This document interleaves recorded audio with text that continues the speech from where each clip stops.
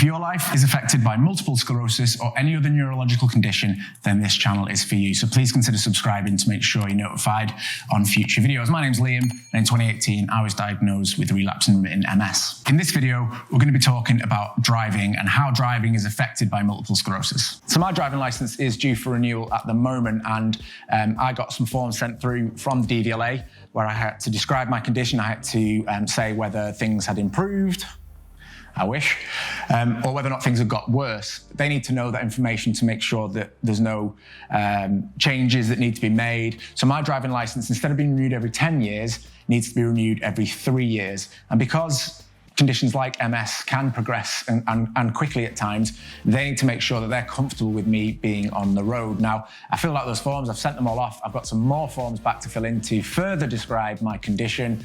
I appreciate that it is just to make sure that everybody's safe on the road, but it is a bit of a pain. So many different forms that we always have to fill in, all these doctor's appointments to assess. It can be a real pain. It can put people off driving. It can put people off renewing the license if they feel like they're not being listened to. So I really get the mental impact or the mental health impact that this process can have, and even doubting yourself, like, am I safe to drive? What should I be doing? Should I be on the road or not? It's completely understandable. Lots of people with MS have so many different symptoms, and those symptoms range dramatically in severity. So one person's experience isn't exactly the same as the other.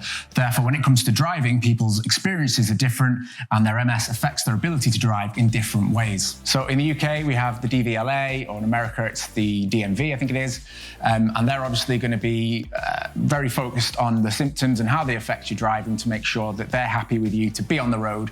You're safe, you're not going to hurt yourself, and you're certainly not going to hurt anybody else on the road. So some of the ways that MS affects the ability to drive, I think one of the more notable, or one of the first symptoms that a lot of people get, is optic neuritis, or impaired vision, or issues with their vision. Now, of course, if you're driving, you need good vision. So that's something that would need to be looked at. You'd need to be able to describe how your vision is impacted by your MS. And it may well be that you have to have someone come in to check your eyesight to make sure that you're clear to drive. With MS and other conditions, there are effects that impact your cognitive behavior, so your ability to process information, your reaction speed, how you think. And that, again, is something that is really important when it comes to being able to operate a vehicle safely. So again, something that is assessed when it comes to driving. So what you'll have to do, so in the UK, the DVLA send out a specialist form if you are someone with a disability, or if you note that you have a certain condition when you're renewing your driving license.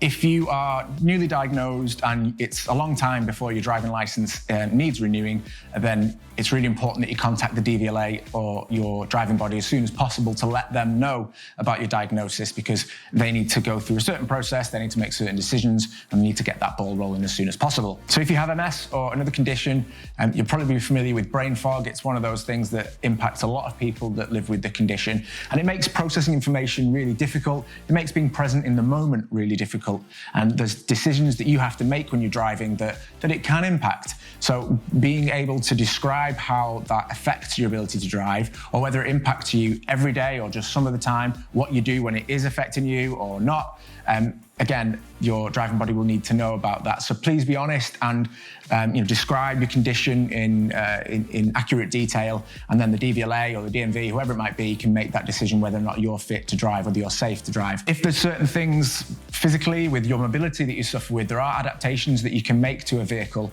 to make it a little bit easier for you. There are certain things like having like a nodule on your steering wheel, or I think there's some other things as well that you can have added to your vehicle, or changes made to your vehicle to make it easier for you, so that that's out the window, that's fine, and then you can focus on operating the car, operating the vehicle, and staying safe. If a car is really instrumental to your day-to-day living and your quality of life, but financially there's some struggles, or you would need a certain specific type of vehicle that's not in your budget, some councils, some local bodies and governing bodies are able to provide you with like a disability car, I think it's called, where it's a vehicle that meets your needs. It might be subsidized slightly. I'm not 100% sure exactly how it works, but if you feel like you would benefit from some additional help, then I would speak to your MS nurse or your neurologist, or maybe even your local council, and just discuss your condition, discuss the situation that you're in, and see if either adapting your existing vehicle or looking at a new vehicle that might be part supported by who you're speaking with, it's certainly worth exploring, because anything like that can only help. So to recap, you'll need to let the DVLA or the DMV, whoever it is, know. They will need to ask some further questions. You'll need to go into detail about your symptoms. They then will likely reduce the amount of time that it takes before your driving license needs renewing, and let you know if there's any other bits of information that they require. If you are a wheelchair user, for example, and you need a bigger vehicle to, for your carer or someone who's able to drive you, again, that disabled car, the disabled vehicle might be an option, or you might be able to make certain adaptations to your car to be able to continue to drive safely. It is really important when you do get those forms, it is really important when you get those forms that if your condition, your symptoms, if they have changed, you need to let people know. You need to be honest. Don't think, oh, if I don't tell them about that, then I'll be able to keep driving. Be honest, because if there was an accident and some information came out that something had changed and you hadn't notified them, then it's likely that your insurance would be void, and there may be other implications off the back of that as well. So be honest, talk about your symptoms and how it affects your ability to drive, and go from there. So the short answer is, can I drive if I have multiple sclerosis? Yes. However, there is a process, there are things that you need to double check, and there are people that you need to notify of your condition, and they will make subsequent decisions based on the information that you give them that should keep you on the road. Again, I was diagnosed in 2018, we're 4 years on now. It did take me a little while to notify the DVLA, unfortunately, because earth-shattering news, perhaps driving wasn't the biggest or most important thing on my mind. However, I did let them know, and now it's up for renewal again. I'm going to let them know how my condition has evolved or changed, whether it has or hasn't, and then they will hopefully then renew my license. Otherwise, things might get a little bit difficult, but that will be for another video, I'm sure. So if you found this video useful, then do hit that like button. It really helps with getting the video out there to more people.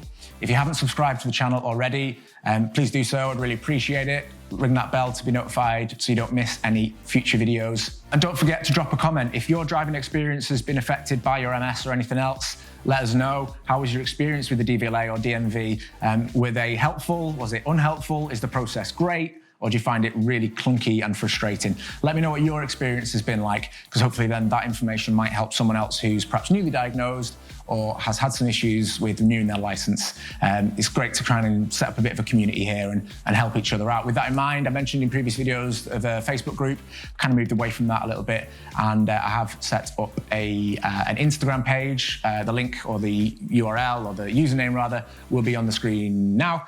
It's @_livingwithms. We're trying to build a community of people that we can support each other, and tell some stories about our MS and try and help other people who are either living with the condition or maybe newly diagnosed. So it's all appreciated. Get involved, and I look forward to seeing you in the next video.